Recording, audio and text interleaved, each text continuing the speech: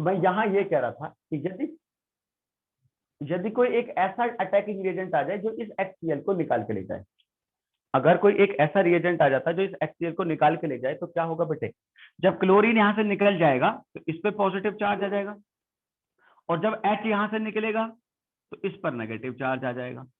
तो बेटे ये HCl तो जाएगा निकल किसी वजह से, कोई डिहाइड्रो हेलोजिनेशन करा दे, अल्कोहलिक KOH वगैरह, क्योंकि उसका नियम है, तो मैं नियम से ही पढ़ाऊंगा उसे, अलग टॉपिक ही लेकर आएंगे उसे एलिमिनेशन रिएक्शन को। ठीक है बेटे, तो क्या बन जाएगा देखो, CH3 C and then CH3 CH और CH3, इस पे आया पॉजिटिव चार्ज, उस पे आया नेगेटिव चार्ज।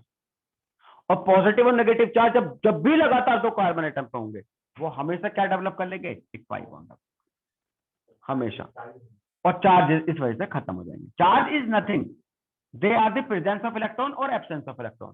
चार्ज कुछ नहीं होता, चार्ज सिर्फ ये बताता है, पॉजिटिव चार्ज का मतलब है कि इसके पास इलेक्ट्रॉन नहीं है, कम है, और नेगेटिव चार्ज बताता है इसके पास इलेक्ट्रॉन एक्स्ट्रा है या उतने इलेक्ट्रॉन ज्यादा है, बस। Charge is nothing. ठीक है, तो बेटे इलेक्ट्रोमेरिक इफेक्ट आपको यहां तक समझ में आया। चलिए, तो अब हम आते हैं इसी के बेस पर अगले एग्जांपल्स की तरफ। माना मेरे पास ये कोई एल्कीन है, यहां पे लगे डबल बॉन्ड, और मुझसे कहा जाता है एडिशन ऑफ HBr करिए। तो मेरे को पहला काम तो ये पहचानना है कि ये सिमेट्रिकल है कि अनसिमेट्रिकल है। तो ये है सिमेट्रिकल एल्कीन। ये कैसा है बेटे, सिमेट्रिकल एल्कीन है, क्योंकि जो सर्कल में होती है इसका नंबर 1 नंबर 2 आप यही मानेंगे। ठीक है, जो सर्कल में होती है, अगर इसका कोई साइड चेन नहीं है, कोई सब्स्टिट्यूट नहीं लगा हुआ है, तो कहीं भी लगा हुआ बॉन्ड क्या दिखाएगा बेटे, वो दिखाएगा सिमेट्रिकली। मतलब अगर ये यहाँ के बजाय यहाँ भी लगा हुआ होता ना, ये तब भी क्या होती, सिमेट्रिकल। अगर यहाँ लगा हुआ होता ये तब भी क्या होती, सिमेट्रिकल। ठीक है, ठीक है ना, ये ध्यान रखना। यानी पाई बॉन्ड, अगर एक पाई बॉन्ड कहीं भी लगा हुआ होता तो ये कैसी होती, सिमेट्रिकल।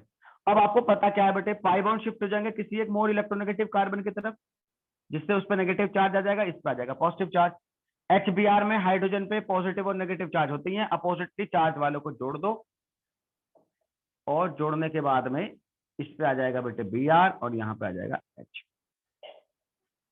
H को दिखाने की जरूरत नहीं होती है, क्योंकि बॉन्ड लाइन नॉट रिप्रेजेंटेशन में हाइड्रोजन को हाइड कर दिया जाता है। ठीक है, अंडरस्टूड है कि भाई यहाँ पे हाइड्रोजन होंगे ही होंगे। चलिए, एक ये केस है बेटे, ये केस बोर्ड एग्जाम में पूछा गया है कई बार। मैंने यहाँ पे मेरे पास है CH3, और हम एडिशन कर रहे हैं HI का। ठीक है, HI का एडिशन कर रहे हैं।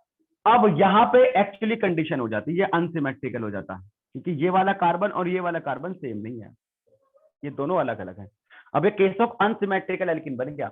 अनसिमेट्रिकल एल्कीन में नेगेटिव पार्ट आपको वहां जोड़ना है जहां पे हाइड्रोजन की कमी है। अब क्योंकि यहाँ पे साइड चेन बन गई है, तो डेफिनेटली हाइड्रोजन को हटा के बनी होगी, तो मतलब हाइड्रोजन यहाँ पे क्या होगा, कम, और ये वाला क्या होगा, यहाँ पे हो गया ज्यादा। वरना आप इसकी स्ट्रक्चर बना के देखो, तब आपको समझ में आ जाएगा। ठीक है, तो पाई बॉन्ड तो हो गया बेटे खत्म, और पाई बॉन्ड खत्म होने से CH3 हो गया यहाँ पे, और I आ गया यहाँ पे, हाइड्रोजन यहाँ पे आएगा, जिसको दिखाने की जरूरत नहीं होती। इज इट क्लियर बच्चों, यहाँ तक कोई दिक्कत कर पाएंगे? ठीक है, ये सब NCERT बुक में दिए गए एग्जाम्पल।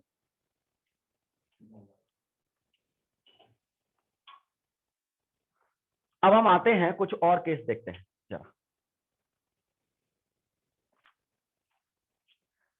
अगला केस, मैंने माना मेरे पास है बेंजीन, और बेंजीन के ऊपर यहाँ पे लगा हुआ CH डबल बॉन्ड CH2, ये लगा हुआ है। ठीक, इसका नाम होता है वैसे स्टाइरीन, कॉमन नेम तो स्टाइरीन। आपने माना इस पे एडिशन कराया, सपोज करिए किसका कराया, HBr का। कोई भी आप पोलर जो है मॉलिक्यूल ले सकते हैं, कोई जरूरी नहीं कि मैं HBr लूं, H2SO4 HCl HCN है ना, वगैरह वगैरह करके कोई भी आपको मिल सकता है। तो आपको बस कॉन्सेप्ट समझने होते हैं, क्योंकि रिएक्शन रटवाई नहीं जा सकती, एक रिएक्शन में से 10 रिएक्शन बन सकती है। तो कॉन्सेप्ट अगर पता होगा वो आप अप्लाई करेंगे। तो HBr का एडिशन सिमिलर वे में होगा। एल्काइल ग्रुप किधर कम है बेटे, इधर ही कम है डेफिनेटली, इधर तो बहुत ज्यादा है अगर कार्बन की मैं बात करूं। तो जब ये होगा, इस पे आएगा नेगेटिव चार्ज, इस पे आएगा पॉजिटिव चार्ज। और वैसे भी ये पॉजिटिव चार्ज इसलिए बनेगा तो कार्बन पे डायरेक्ट पॉजिटिव चार्ज है, तो ये रेजोनेंस में जाके खुद को स्टेबलाइज कर लेगा। ठीक है, ये पॉजिटिव चार्ज रेजोनेंस में जाकर खुद को स्टेबलाइज कर लेगा, इसलिए इसका प्रोडक्ट बनना ज्यादा होगा, मतलब ज्यादा बन जाएगा। तो बेटे ये क्या रह जाएगा, CH सिंगल बॉन्ड CH2, क्योंकि पाई बॉन्ड तो होगा शिफ्ट, और इसकी वजह से नेगेटिव पार्ट आकर जुड़ गया इस वाले से जिस पर हाइड्रोजन की कमी है यानी Br, और इस पर आकर जुड़ गया H। इसमें प्रोडक्ट ये बनेगा मेजर। ठीक है ना। तो एडिशन का केस कहीं भी बने बेटे आप कर दोगे, अब आपको कर देना चाहिए मेरे हिसाब से। तो ये बेंजीन रिंग हो गई, मैंने माना, ये मैंने माना, यहाँ पे CH डबल बॉन्ड CH, माफ करना C, और ये हो गया CH3। इस वाले कार्बन की वैलेंसी है 2 3 4, इसकी एक कम है, इसको भी लगा देते हैं H। ये सही है, ये गलत है? 1 2 3 4, 1 2 3 4 सही तो है। ठीक है, अगर माना ये केस होता है हमारा, आप HCl का एडिशन करते हैं तो बताओ क्या बनेगा।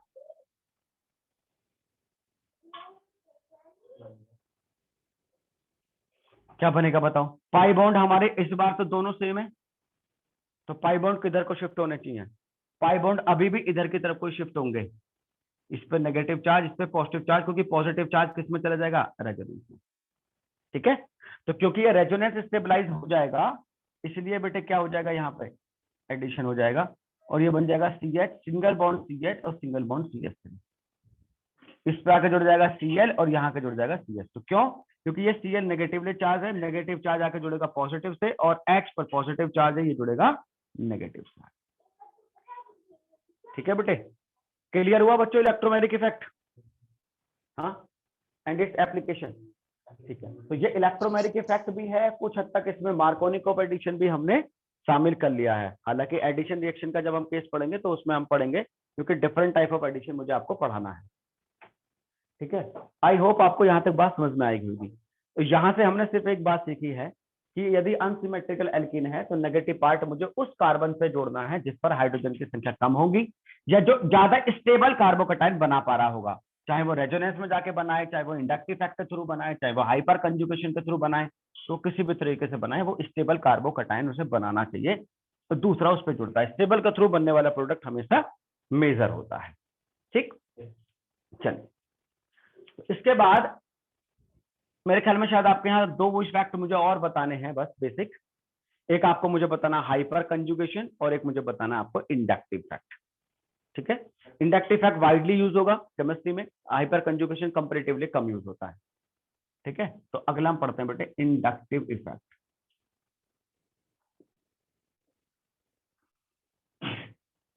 इंडक्टिव इफेक्ट हिंदी में कहते हैं इसे प्रेरणिक प्रभाव। इंडक्टिव इफेक्ट यानी प्रेरणिक प्रभाव। देखो बेटे, आप सोचो कि अगर कुछ साइकिल अगर एक सीक्वेंस में लगी हुई हैं, एक के बाद जैसे बराबर बराबर बराबर बराबर बराबर बराबर, तो तुमने ऐसे ही मजे में आके जरा सा एक साइकिल को आपने थोड़ा सा पुश कर दिया, तो आप पता है एक की वजह से दूसरे में, दूसरे की वजह से तीसरे में, तीसरे की वजह से चौथे में, और इस तरीके से वो पूरी चेन के अंदर ये चलती चली जाएगी। बिल्कुल ठीक इसी तरीके से इंडक्टिव इफेक्ट में भी होता है। क्या होता है इंडक्टिव इफेक्ट और किस तरीके से ऑपरेट करता है, जरा इसके बारे में बात करते हैं। कुछ पॉइंट पढ़ते हैं इंडक्टिव इफेक्ट के बारे में। इट्स अ परमानेंट इफेक्ट, मतलब इंडक्टिव इफेक्ट जब मॉलिक्यूल में अराइज होता है उसके बाद वो बना ही रहता है। ठीक है, ये टेम्परेरी नहीं है लाइक इलेक्ट्रोमैग्नेटिक कि भाई यदि अटैकिंग एजेंट अटैक करेंगे तो पाई बॉन्ड शिफ्ट होंगे, नहीं, ये परमानेंट होता है। इससे permanent effect. Second, it is operate through sigma bond.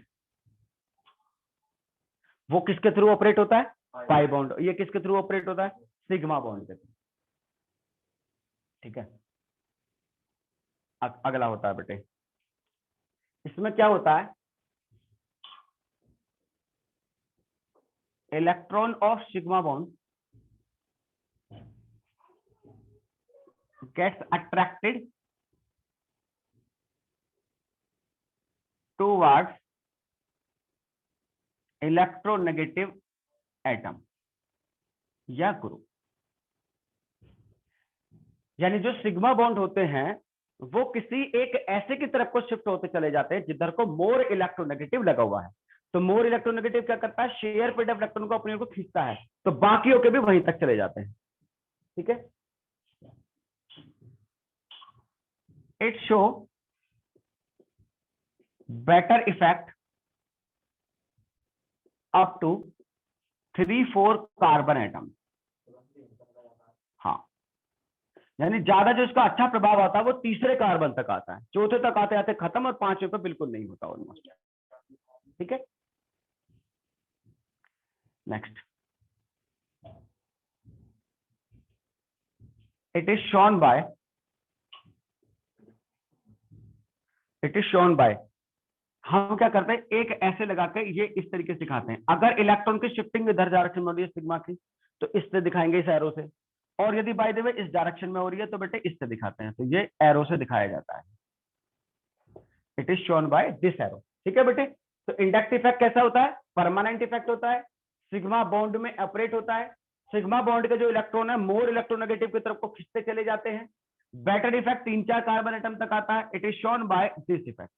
ठीक है, खोल दो, ये भी दो तरीके का होता है, प्लस आई इफेक्ट और माइनस आई इफेक्ट। और प्लस आई और माइनस आई आपको समझना है, क्योंकि रिएक्शन मैकेनिज्म आपको समझने में बहुत काम आएगा, एसिडिक बेसिक कैरेक्टर को एक्सप्लेन करने में बहुत काम आएगा आपको ये। ठीक है, स्पेशली कार्बोकटायन कार्बो आयन की स्टेबिलिटी एक्सप्लेन करने में भी इंडक्टिव इफेक्ट यूज होता है।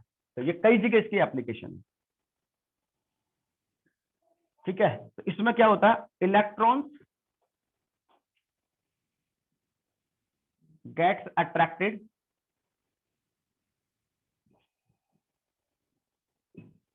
towards more electronegative atom, but they remain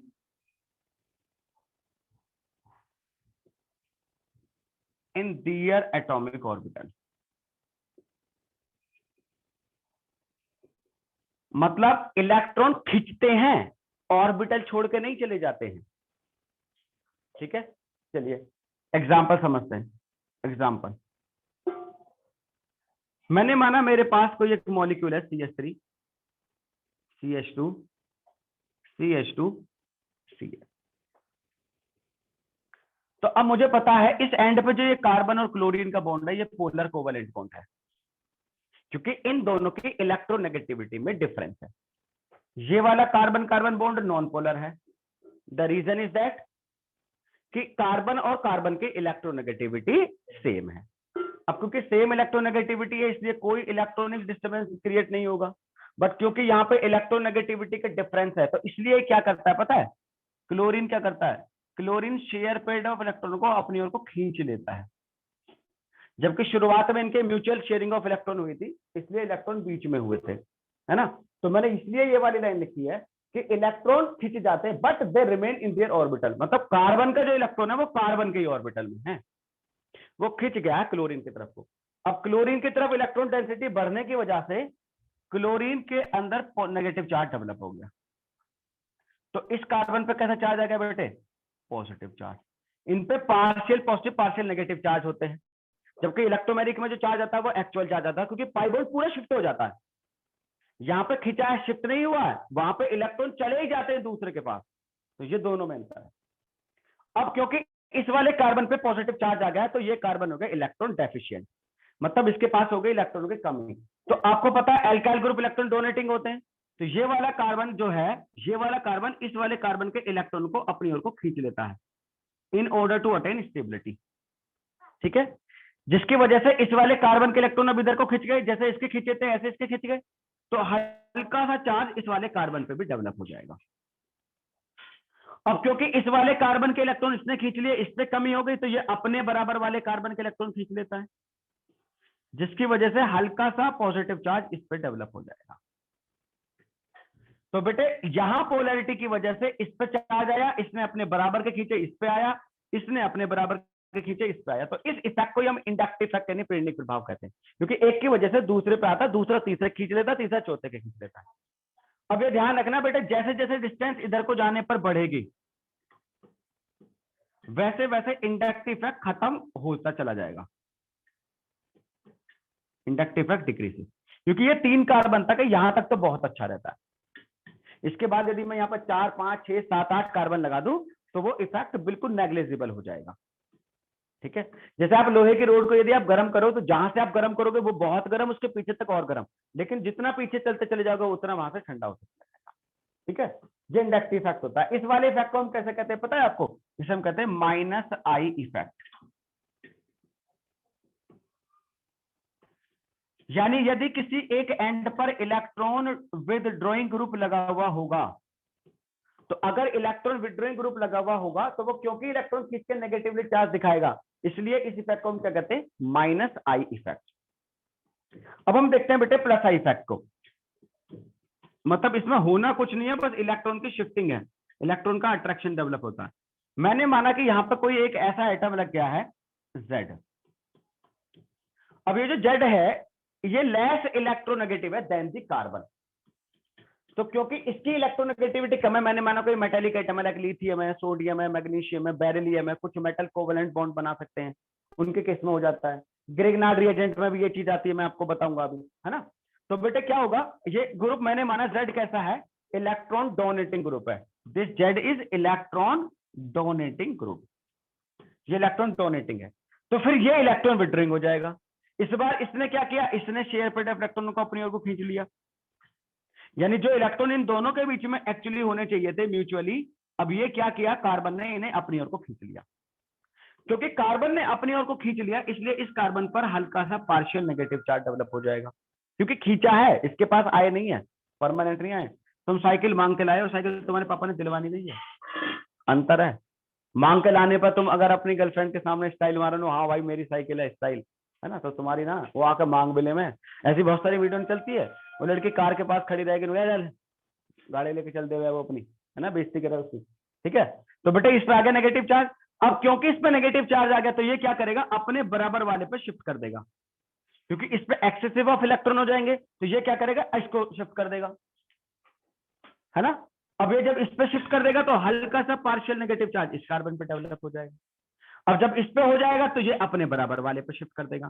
तो इसमें क्या होती है, शिफ्टिंग ऑफ चार्ज होती है फ्रॉम डायरेक्शनली, ठीक है। अब क्योंकि इलेक्ट्रॉन अपोज जा रहे हैं और ये जो इफेक्ट है ये कैसा है, इलेक्ट्रॉन डोनेटिंग है, इसलिए इसके अंदर जो ये इफेक्ट आया ये कौन सा बेटे, प्लस आई इफेक्ट है। ये कैसा है, प्लस आई इफेक्ट है, ये क्या है, प्लस आई इफेक्ट है, ठीक है। तो माइनस आई इफेक्ट कब क्रिएट होता है, जब किसी एक बॉन्ड में पोलैरिटी वाले में बॉन्ड में पोलैरिटी डेवलप होती है और लास्ट में इलेक्ट्रॉन विथड्रॉइंग ग्रुप होता है। और यदि लास्ट में बेटे इलेक्ट्रॉन डोनेटिंग ग्रुप लगा हुआ होता है तो क्या होता है बेटे, तो हमारा प्लस आई इफेक्ट डेवलप होता है। तो ये आपका इंट्रोडक्शन है इंडक्टिव इफेक्ट। कल की क्लास में हम बात करेंगे इंडक्टिव इफेक्ट की application on acidic and basicity, जिससे क्वेश्चन बोर्ड एग्जाम में और कॉम्पिटिटिव एग्जामिनेशन में एक आता ही आता है। और डिफरेंट जो ग्रुप होते हैं हमें यह देखना है कि कौन कौन से group minus I effect create करेंगे, कौन कौन से ग्रुप प्लस आई इफेक्ट करेंगे, और ये किस तरीके से कार्बोकैटायन और कार्बोनायन की स्टेबिलिटी और कुछ रिएक्शन के मैकेनिज्म को एक्सप्लेन करेगा। तो इंडक्टिव इफेक्ट की कल एप्लीकेशन पढ़ेंगे। तब तक के लिए जय हिंद।